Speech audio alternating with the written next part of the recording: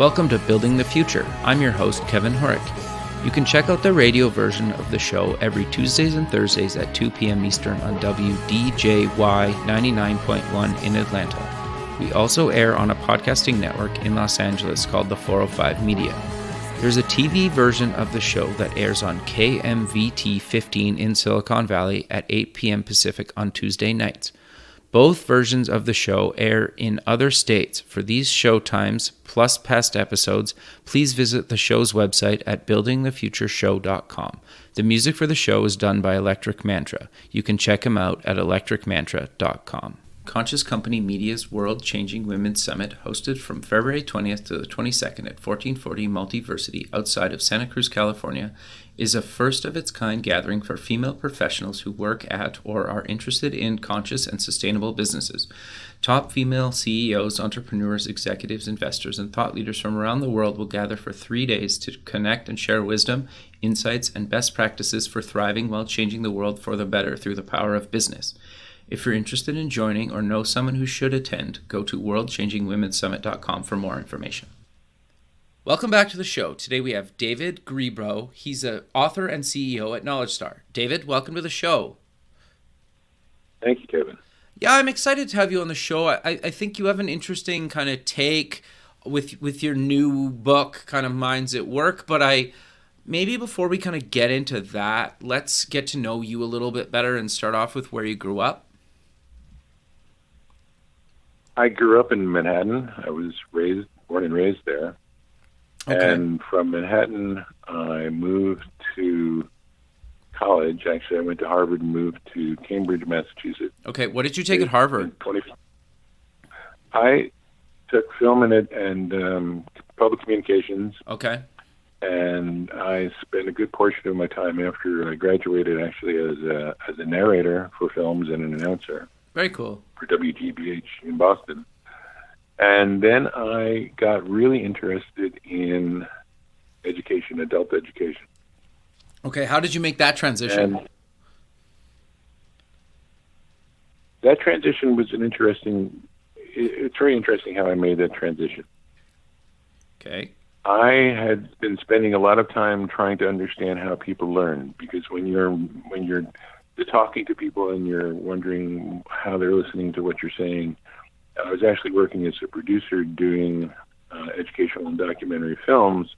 I always ask the question, how does the idea come across? I've always been fascinated by, as I'm talking to you right now and as your listeners are listening, what's going on. In other words, I know that there's something going on in my brain, and it eventually comes out of my mouth, and it goes through the phone and then gets put into the radio, and it comes out of the radio into someone's ear, and something happens in their brain. And so that brain-to-brain communication has always fascinated me. Sure. And what fascinated me the most was how people learn. Okay. In other words, what I'm trying to do is teach you something. My question is, how can I do it in a way that helps you learn it? Sure. Interesting. Okay. So I began to look at education, and I began to then find myself studying the neurosciences, which were just emerging at that point. Okay. And I started to realize a lot about how people learned, and I started to talk to people who were involved in education in K-12 as well as adult, and I was talking to friends of mine who were working in corporate education. And one of my friends was working at IBM and said, why don't you come to work for us? We're doing a lot of work. It's interesting work in education. Sure. That's how I moved into it. So for 25 years, I was working at IBM in their education organization, not only their education of their customers, but also internal education. Okay. Interesting. So and as you, I'm sorry, go ahead. No, go ahead. Keep going. Well, as you do this, there's different kinds of education that you do. Back then, there was no e-learning, for example. You were basically standing up as what we now call the sage on the stage, and you had your overhead projector and your slides that you drew by hand the night before, and you're trying to teach somebody something. And it always was amazing to me that anyone learned anything, number one. But then it was even more amazing to me that they remembered it, because oftentimes they didn't. And so all these questions started to come up. And then as we moved across the different technologies, for the transfer, for knowledge transfer, the same questions kept coming up. I mean, it's really interesting. It doesn't matter what the technology is, the same questions are always coming up because the basic learning process never changes. Okay. And the basic forgetting process never changes. Interesting. Does that give you an idea how I got here? No, I think that's good. That's quite interesting. So I think that's a good transition into kind of talking about, the book and kind of the rationale behind why you decided to co-write the book, because you have another author as well, correct? Yes, Stephen Gill. Sure. So before we kind of get in the book, I'm really curious to know, how did you and Stephen meet? Stephen and I met online. Okay, interesting. It wasn't Match.com. Not Tinder or Match.com. We met online through blogging. We were both blogging about the same subject, which is learning. Okay. And I would read Stephen's blog, and I'd write him a note saying, Stephen, that was a great blog. Do you mind if I repost it? And he'd write me a note saying the same thing about something I did. And then we started to work together and co-write blogs. And we found that we were getting really good responses from readers, and that's how we met. And at one point, I said to Steve, we're writing about learning cultures. We tend to spend a lot of time trying to discern what a learning culture is and define them.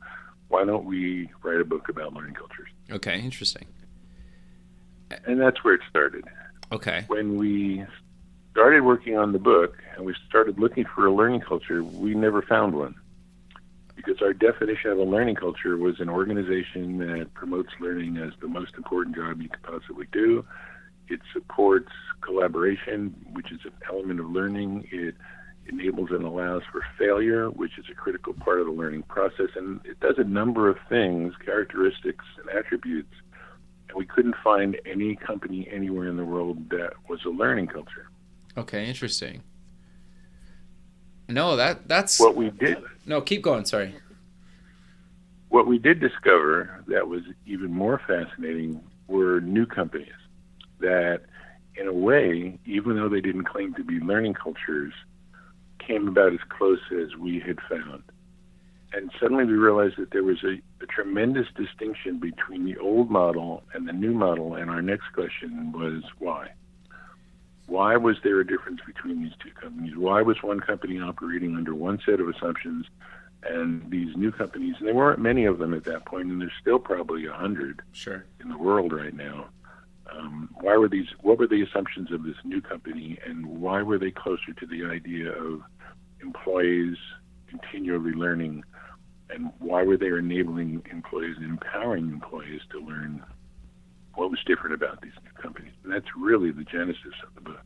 Interesting. So the book's called Minds at Work, Managing for Success in the Knowledge Economy. And so I want to kind of dive a little bit deeper into kind of what you guys cover in the book, because I think that kind of the 9-to-5 day that we kind of operate in and kind of how companies kind of operate today is kind of archaic, right? And it seems like, a lot of companies, if they don't kind of modernize, they might not die off, but the chances of them becoming kind of obsolete is a lot higher. Is that a fair statement? I think that's absolutely correct, Kevin. And I think not only will they become obsolete, but I think one of the things the book points out is that as you move towards obsolescence, you move towards disappearing. Okay. Companies really do go out of business if they can't make this transition. There's a number of things that are happening in the world right now.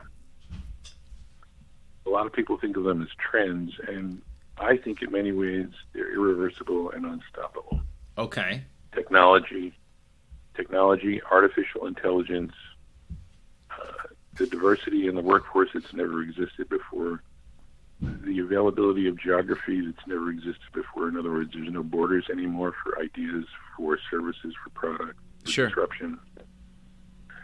And when you look at all these forces, you realize that the companies are now being pushed into the future. And it's interesting, I mentioned to you before we started about the fact that we're not very good at understanding the history that we're making.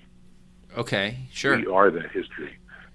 And 50 years, 100 years from now, people will look back on this point right now, this moment, this program that people are listening to, and they're going to say amazing things were happening at that point in history. It was the first time in thousands of years, actually, that we had moved from a labor-intensive economy to a knowledge-intensive economy, from a labor-intensive economy to what we call in the book a mind-intensive economy, where suddenly people are now doing work with their minds. Sure. The issue is, and this is the issue you brought up, we learned to manage people over the past 100 years. We built our management schools based on what we had learned in factories and manufacturing operations and other places where people were working to fulfill and respond to the needs of the industrial economy. And that's pretty much the assumptions and the ideas that we're still using today to work ourselves into the knowledge economy. And the difference is the knowledge economy, because it's driven by these trends, your workday is very different now in the knowledge economy than it might have been 50 years ago or 75 years ago or 100 years ago in the industrial economy. To your point about 9 to 5, 9 to 5 was developed because of the machinery that people were working on. Sure. There were time motion studies that were done, and they found out that people could only work for so long on a manufacturing line, for example. Right. And after a certain point, if they weren't replaced by the next shift, and it wasn't so much the machines, because the machines could be running 24/7. Sure. But the people couldn't be run like machines. Right. So the 9 to 5 work period was created. It's the same kind of artificial time that was put on the 1 hour or the 55-minute classroom. Okay? Sure. There's no particular reason why a classroom has to be 55 minutes. It was done for the benefit of the professors who were teaching it. Interesting. So we look at all these things, and they're all, in a sense, they're artifacts. They're artifacts of a previous economy that we've just adopted and moved forward into this economy. Now, in the past, that wasn't too much of a problem because the changes in the labor-intensive economy from agricultural to industrial were not so dramatic that people couldn't make the transition in a way that wasn't jarring. The transition from the industrial to the knowledge economy is so dramatic that right now I think most people right now are wondering what's happened. Sure, that's fair. And I say that there was a conference recently, Elliot Macy put on Learning 2018. Okay. They had a number of CEOs on stage, and they asked them, what's the biggest problem you have? All of them more or less said that the biggest problem they have is the pace of change. They can't keep up with it. Okay, sure. Let's go back 50 years ago. Put those same CEOs on stage, ask them the same question. You're going to get a very different answer. Sure. You're going to get a very different answer because things change more slowly. Yep. One of the things I remember Bill Gates said years ago was that the pace of change has changed. Interesting. Yeah. Okay. That always struck me as a brilliant insight because he's suddenly realizing that these forces that I mentioned, technology, artificial intelligence, all these forces that are at work in the world right now are moving us at light speed forward. And we've reached the point that I think of as the inflection point. Okay. And when you look at a chart and you see suddenly that hockey stick where the inflection point is reached and it goes shooting up. Yep. I think we've reached an inflection point, and we're right at the beginning of it, between the labor-intensive world that we used to live in and the mind-intensive world that we're now entering. Okay, interesting. So I'm curious then to get your thoughts. We kind of were talking about this before we actually kind of recorded. There's kind of like 3 big things that you've kind of noticed and you kind of write about in the book. Kind of what are they and why did you kind of decide to make those kind of big points? We realized that the topic was, in a lot of ways, so new that we had to build bridges. Okay. It's very hard to jump into something that's brand new without building a bridge for people, stepping stones, if you will, from the past. Okay. So we asked ourselves 3 big questions. How did we get here? Where do we need to go? And how do we get there? Okay. And this was after we couldn't find that, wonderful idea of a learning culture. After we realized it didn't exist, we started to ask why. So we decided the first thing we needed to do is look at what we are doing right now and ask, how did we get here? And we suddenly realized, well, in fact, we have reached that inflection point between the labor-intensive economy that we all lived in for thousands of years and this mind-intensive economy, which is so new that people, for the most part, are running as fast as they can just to understand what it's all about and how to keep up, Okay. and make sure that it doesn't pass them by so quickly that out of nowhere, a small company emerges, and the next thing you know, they're out of business. This is a very real issue for people. Companies have gone out of business. It's almost one of the points we make in the book is that there's a Darwinian rule at work here, and that is, if your company can't evolve and respond to the changes that go on around you, you will disappear. And there are companies, in fact, that couldn't make the change fast enough, that kept managing in the old industrial model, and because a lot of the work that they were doing required people using their minds, and they were competing with other companies where people were just using their minds from the get-go, they went out of business. A great example is AT&T. Okay. So the first thing we tried to do, the first section was understand, how did we get here? Then the next section in the book is, well, where do we need to go? And we kind of took the role of epidemiologist, and we started to say, well, if we look around at companies around the world, what we see is that they all seem to be suffering from the same symptoms. They're all suffering from an inability to find talented people. They're all having problems keeping the talent once they find them.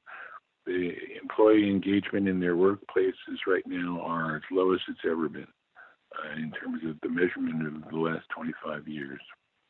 People just aren't interested so much in what they're doing, and they're finding that more and more people, as the economy gets better, are starting to think about finding a new job. They're not happy with their work. They can't seem to find a way to balance their work and their life. And the list goes on. And the funny thing is, if this was a few companies here and there, you'd say to yourself, it's not a big problem. But when you suddenly see this problem across the world, thousands of companies, you have to ask yourself a question. And we took the role of, like I said, epidemiologists. And we said, if this was a disease and these were all symptoms, then what's the cause? What's the root cause? Because something's going on here. Something's going on across the world that's causing all of these companies to have the same problems. So the second part of the book was an explanation and an exploration of the symptoms and what we thought the root cause was. And the third part of the book was, okay, so this is where we are, and this is how we got here. And these are the symptoms, and this is the root cause, and this is what we think will solve it. And that's all fine and good, but the next question you have to ask yourself is, well, what does that mean for me? What does that mean for me as an individual employee? What does that mean for me as a company, whether you're a small, mid-sized, or large company? What does it mean for me, and how do I make this change in order to sync up, if you will, with the knowledge economy and be successful? Sure. No, that's actually interesting, because I guess the thing that I'm kind of the most interested in, and I very much understand that, like, I've basically been in tech my whole career. I worked McDonald's and at a grocery store kind of, in my mid-teens. But other than that, I basically worked at kind of tech companies, and I understand how basically a tech company, if they're not kind of trying to be cutting edge, they're kind of falling behind. And so I understand that I've been kind of very, very fortunate and kind of never had, except for, I worked at the university here, and it was a little bit, there was times there was a little bit kind of archaic, and, you didn't understand why management did some things that they did. But for the most part, I've been really fortunate. But I'm very, very curious to get your thoughts on kind of like, how do we get people to get to where they need to be today, right? Because I think, like, how do people, especially big companies, because the thing that I find fascinating about big companies is how long it takes to make even like a small change, never mind a big change, where you have kind of people doing, say, a startup in the space where maybe they have 10 employees or whatnot, and they're basically just iterating and building something quicker than a big organization with, say, thousands of employees, kind of are just like, forget it. And in some ways, it's almost like the little company's almost like a rebel in that industry, and they're just trying to like go as quick as they can to actually kind of like take over that industry, right? And sometimes that company gets acquired by a bigger company. But I'm very curious to know and get your thoughts on kind of like, how do we get there? That is the key question. When you get to the point where you understand how we got here, then you get a sense of where we need to go. You really do ask that question, which is, okay, how do we get there?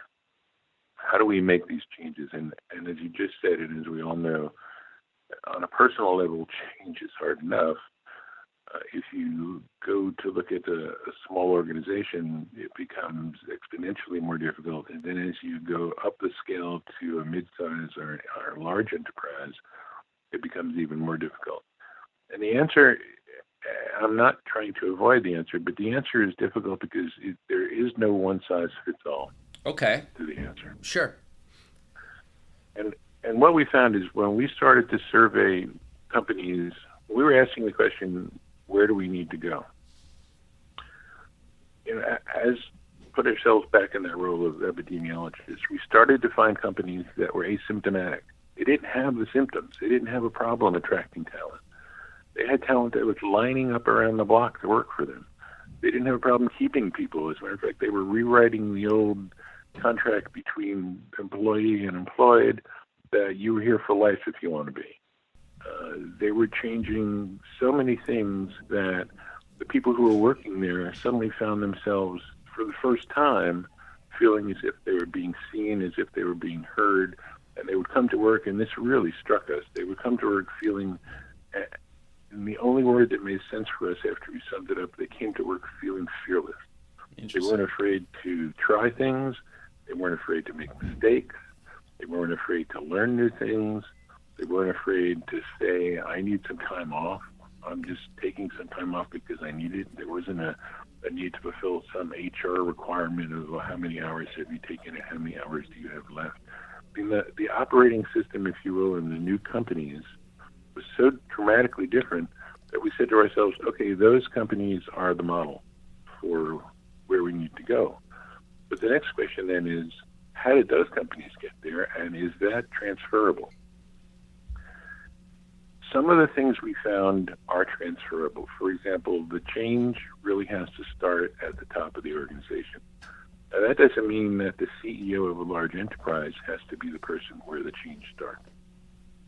Okay, interesting.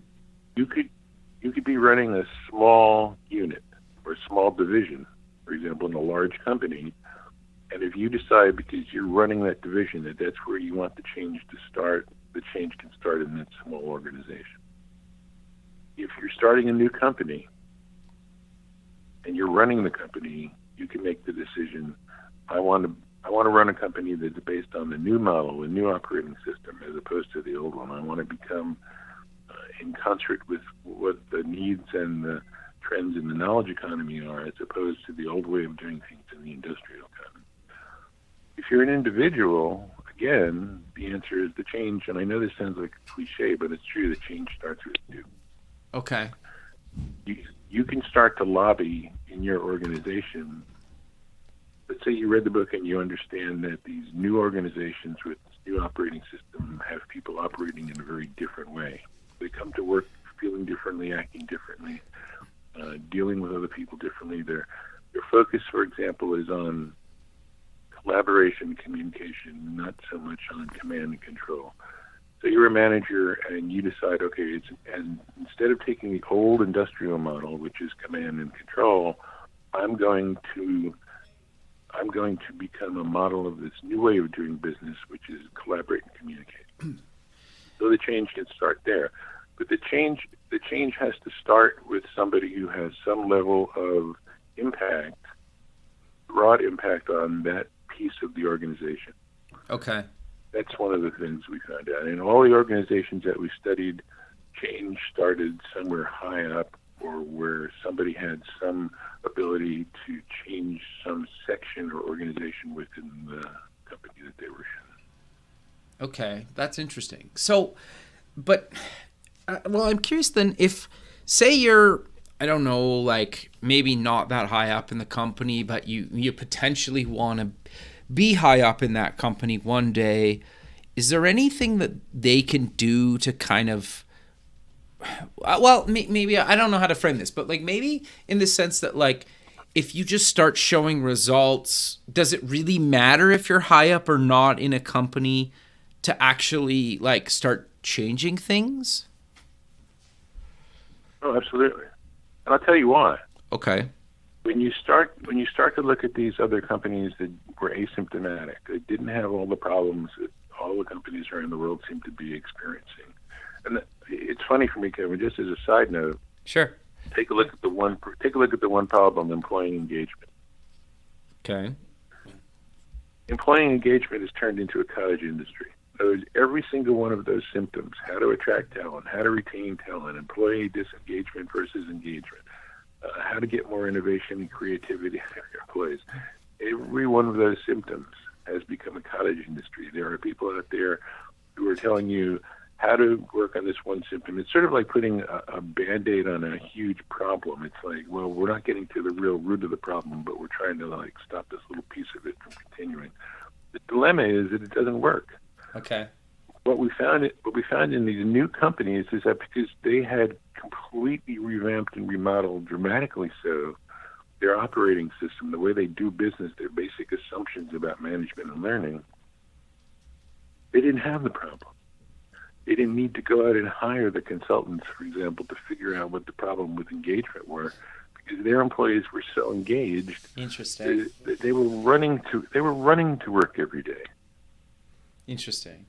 So is there any like tips or advice or that companies can actually kind of start to do to get their employees kind of engaged? Is it like does management need to change? Does how do you kind of work with companies to actually make this change? Because based on probably company size, sometimes that's easier or harder, probably based on size and maybe how kind of the mindset is at that company, right? Is that fair to say? And like, how do you kind of deal with that?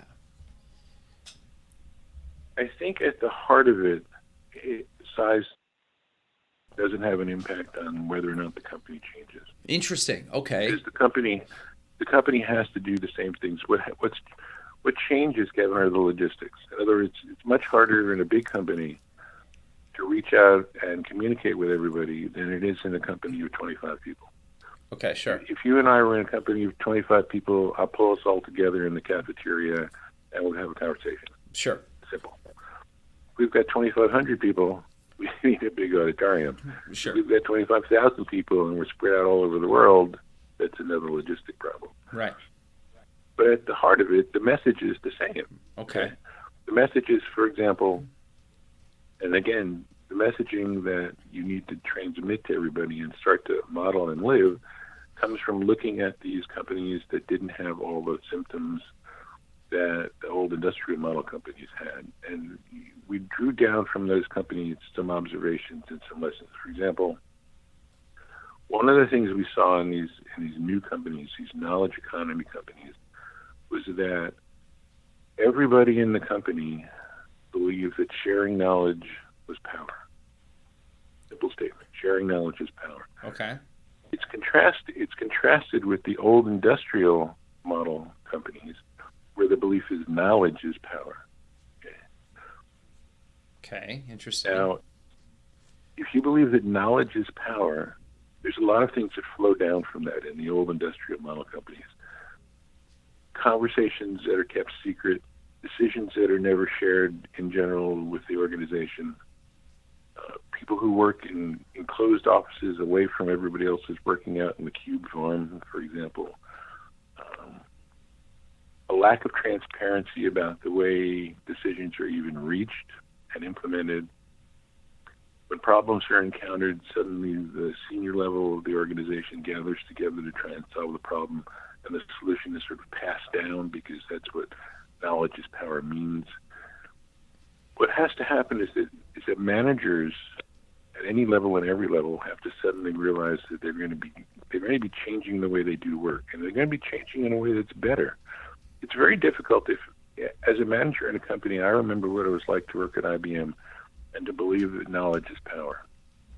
Okay. It forced me into a situation that was oftentimes very difficult. Someone would come into your office and they'd ask you a question and you know the answer, but for some reason or another, you had been in a meeting and you were told, don't tell anybody the answer yet, or we'll tell them, we'll have public relations put the answer out, or we'll have HR put the answer out. And so you basically are told, well, I can't tell you, or let's change the subject, or I can't tell you what the answer is yet. So you're forced to lie to people. Okay? Interesting. It's not a good situation to find yourself in as a person, because Sure. that's not what you want to do, how you want to interact with.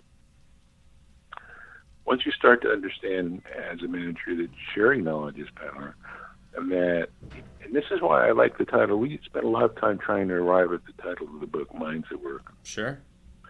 The reason I really like the title is that if you think about it, we're in a company together, and I'm not looking at you in the old industrial revolution sense of a pair of hands capable of doing a job. Okay? Mm-hmm.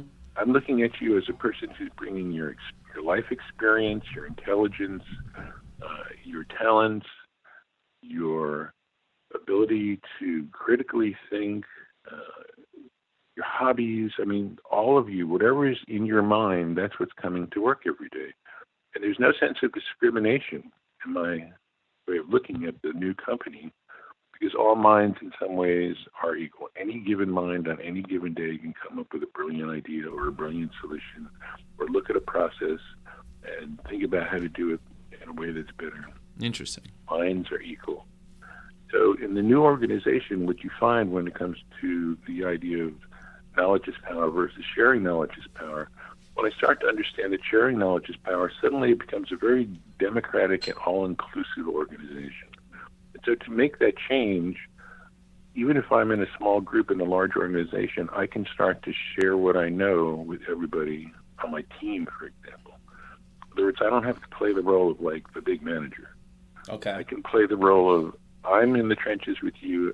There was a great story recently that I read about, it was a high-tech company, and they had just hired somebody who was working in an area where their servers were located, and for some reason or another, the person unplugged the wrong plug that was attached to a server, and the company went down for a couple of hours. Okay.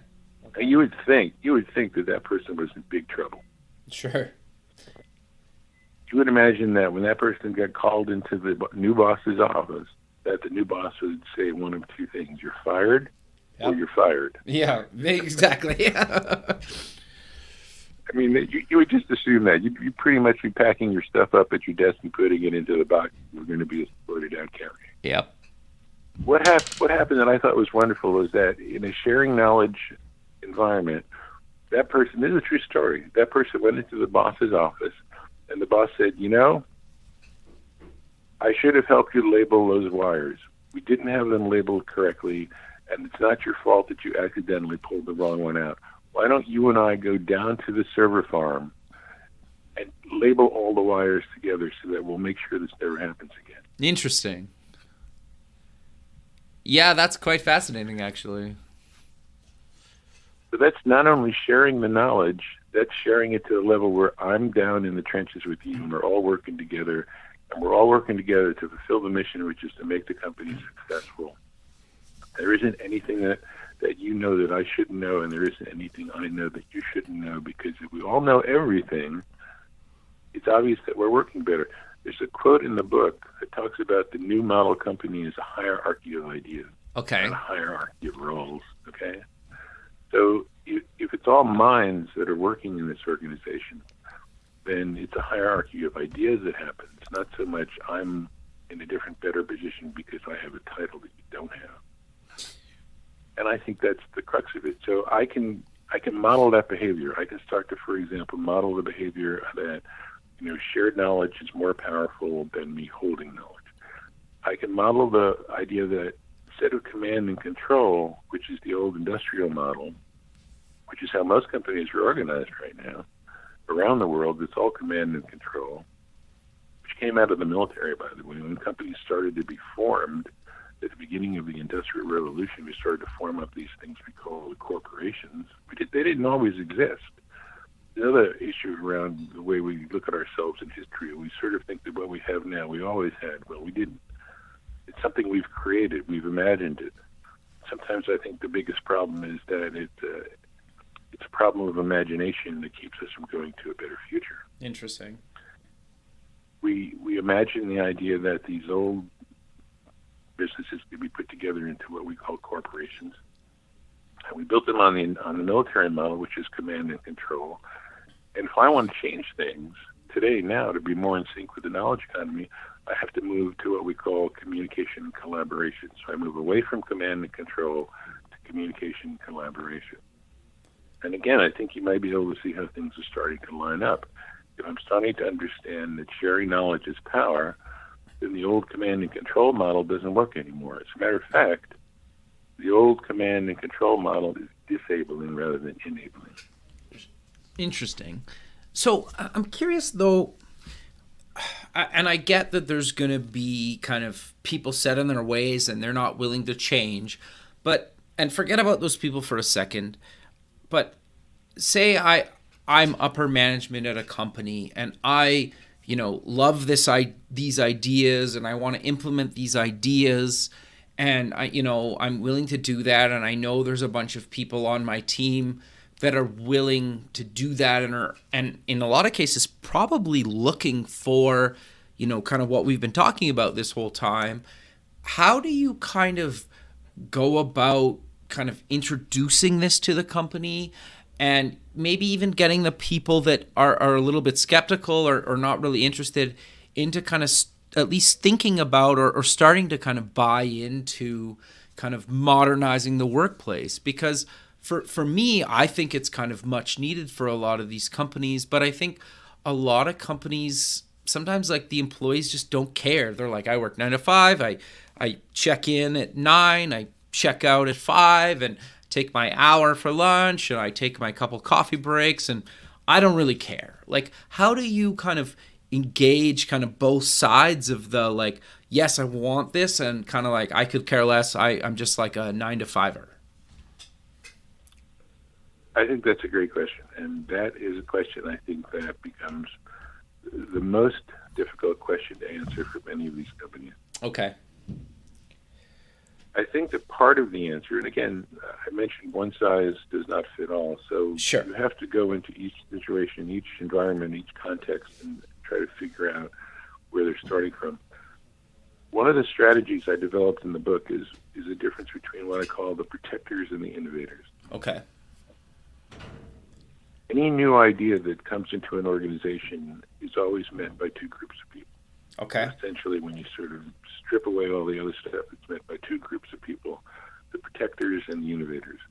Now, the innovators are the people who jump up and down and raise their hand and say, oh, this is a great idea. I love this idea. Let's do this now. And the protectors are the people who are saying, well, I'm not sure. I'm not sure how this is going to impact on my job. I like my parking space. I don't want to give up my office. I've been here for 22 years and I worked really hard to get to this position, and I'm not sure I like this idea. Sure. So what you need to start to do is instead of just jumping to the innovators and agreeing with them and saying, let's go, let's charge ahead, you have to stop. You have to say, okay, what is it that I have to offer, and what can I bring to the protectors that makes what they have now better, even in this new context? Okay, interesting. How can I say to you, you're not going to give up, not only are you not going to give up anything, but you're going to gain something. And then start to really explain to them what it is they're going to gain. Okay, interesting. Yeah, because I think, like, I'm a true believer. Like, I remember when I was in my early 20s, kind of in tech, you kind of just like, I don't understand these certain things for whatever reason, good or bad, doesn't really matter.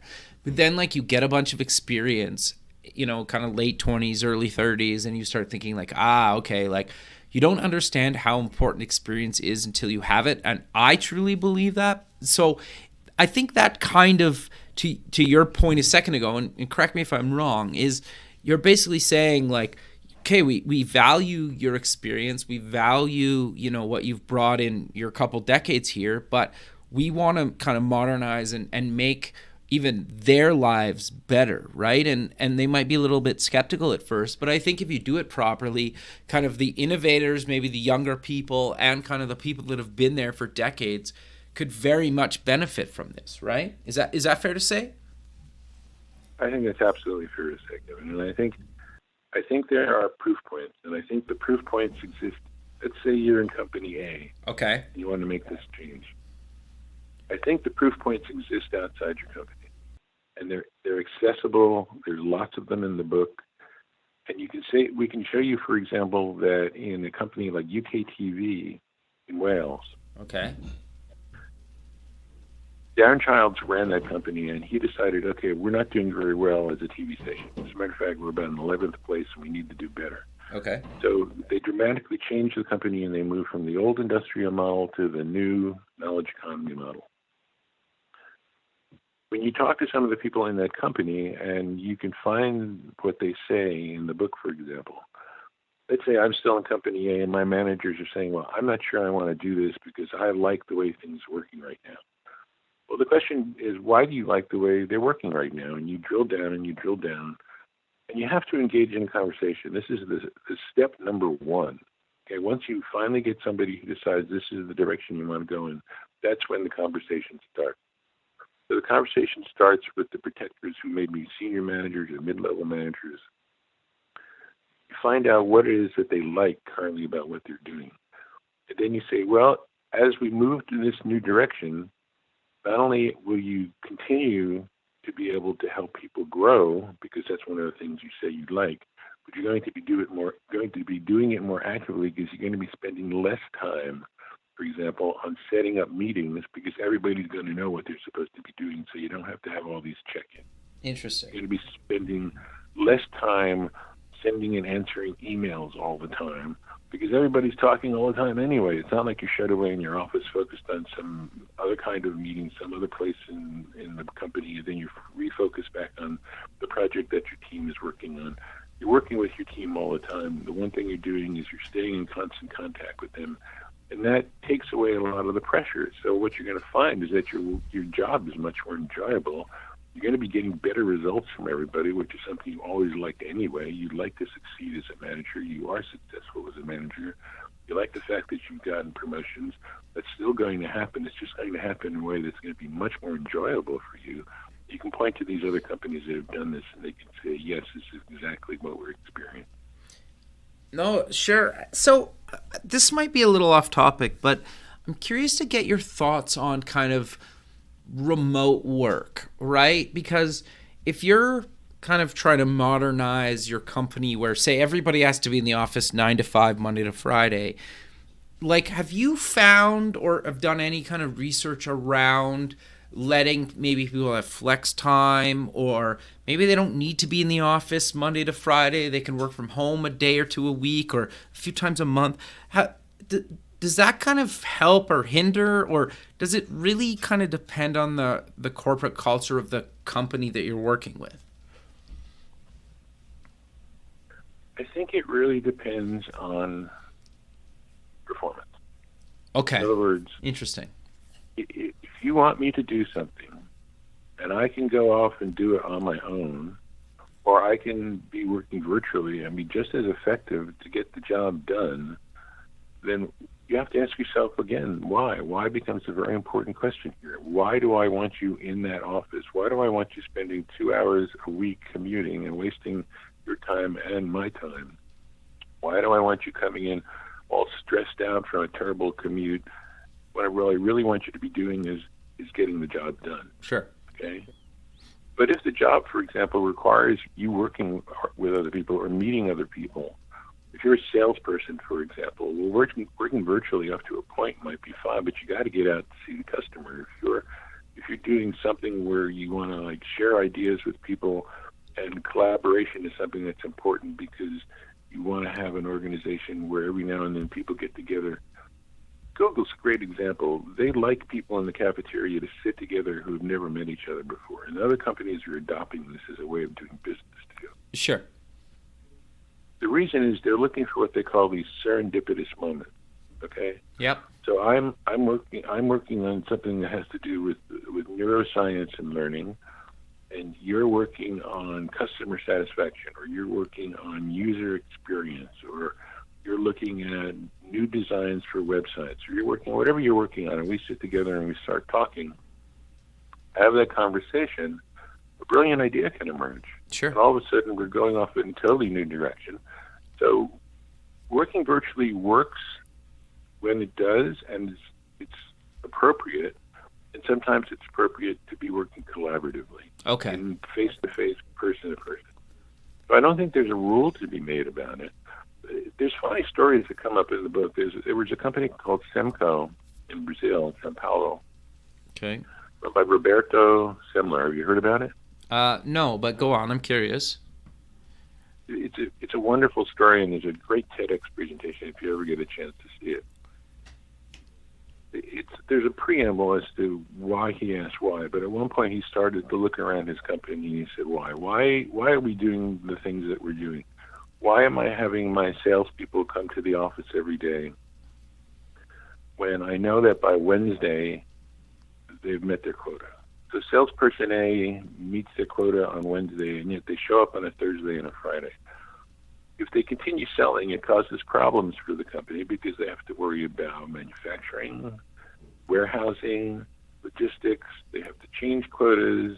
They have to look at QA. Things happen. If they just meet their quota, that's what was expected. That's what was set up, and the whole organization is like dominoes. Okay, So the person meets their quota by Wednesday, and what happened at this company called Semco is that he looked around and he said, well, why do I have my salespeople, once they meet their quota, showing up? Why don't I tell them, look, if you meet your quota by Wednesday, go away. Interesting. He said, go to the beach. Sure. He said, go to the beach. You don't need to be here. Okay, if you're here selling, you're just going to cause problems. Go to the beach. If we're going to change your quota next year, fine, maybe you'll need to work 4 days, but whatever. When you meet your quota, you meet your quota. So the point was, it's the mission. Focus on the mission. Get the job done. And however you get the job done, that's fine. If we have time constraints, you know what they are. If we have financial constraints, you know what they are. Meet the mission, okay? Get the job done. When you start to say to people, and it's the reassertion of the old model into the new operating system, the new organization. We had manufacturing. No, keep going, sorry. When we had production lines, you had to be at the same place every day at the same time doing the same thing. Sure. That was the model. When we began to move, and there's an interesting point that I really need to make. Even though we talk about people who work with their hands versus people who work with their minds, managing hands, managing minds, as the transition started to happen, as we reached this inflection point 30, 40 years ago, you could be in banking. You could be in a cube farm.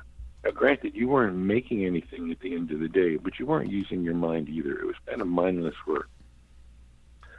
And the dilemma was you can still be managing people in that environment, even though they're not in a factory. You can still be managing them as if you're in the industrial economy. You can still be using command and control, the idea that knowledge is power. Your education can be all push and not pull. People are not learning continuously. They're learning when they're told to by event, by prescription. And the difference is, it doesn't matter what you're doing. The difference is how are you managing people, and are you engaging their minds to be as effective as possible? Sure. In a new environment, you don't have any choice. In the knowledge economy, you just don't have any choice anymore. And that's the point I think that really we need to make to people who are running companies today, is that you don't have a choice anymore. The trends are not going to stop. Sure. Technology, the growth of technology is not going to stop. Artificial intelligence is not going to suddenly reverse course. Right. And it's funny how you keep coming across these things. There's a great story in the book about pizza. Okay. I'm sure you've eaten pizza, and you know how pizza's made. Yep. There's a company in Silicon Valley. It's called Zoom Pizza. Okay. And one of the things we talk about in the book is the trend of automation. Well, you go to Zoom and you order your pizza, and you find out that you have Pepe and you have Giorgio are in the kitchen, and they're rolling out the dough. And then you have Vincenzo, and he's putting the cheese on it, and he's putting the sauce and whatever else on it. And then you've got Marta, she puts it in the oven, waits until it's done, pulls it out. Pizza gets served. What you find is that Vincenzo and Pepe and Giorgio and Marta, they're robots. Okay? Interesting. The pizza's made by robots. So things that you normally never think of anymore as something that's being automated is now being automated. And when we looked at that, and the question that came up is, when there are no hands left, what do you have to manage? Sure. And the only thing you have to manage at that point are people's minds. And so that's the big issue. These trends are not going to stop. These trends are going to keep pushing businesses in the direction they're pushing them in. And if you keep treating each of the things that are happening in your business, like the problems of finding people and keeping people in engagement, if you keep treating them as symptoms, you're never going to get to the root cause. And I'm not saying the change to the new operating system, to the new knowledge economy model is easy. It's by no means easy. It's probably the most difficult thing you can do, but it's doable. And the nice thing is we have all these wonderful examples of companies that did it and that are doing it and that are working hard to make it happen. And even the companies that have done it, the one thing that they always have said to us is that it's a learning experience. Every single day they're figuring it out. Interesting. We're just now at this inflection point. We're just figuring out how to make it work. No, I think that's great. And sadly, David, we're out of time. And I'm sure we could probably go on for another hour or two. But let's close with mentioning where people can get more information about yourself and the book. The book's available at all the online book websites. Okay. And it's also available through ATD, the publisher, ATD Press. And if they want to, they can write me directly at mindsatwork.co. Not com, but .co. And that's the website that's linked to the book where people can reach me. And I'd love to hear what people are thinking and reacting to as we were talking. I'm more than interested in the future of work because I know that I will be there sooner than later.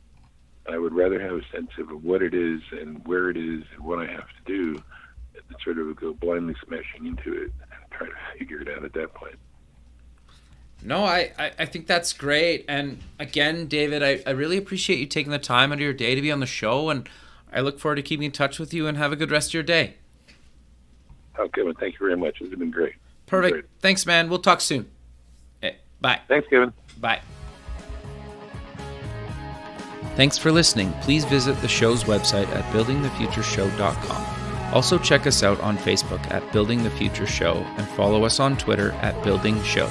The music for the show is done by Electric Mantra. You can check him out at electricmantra.com and keep building the future.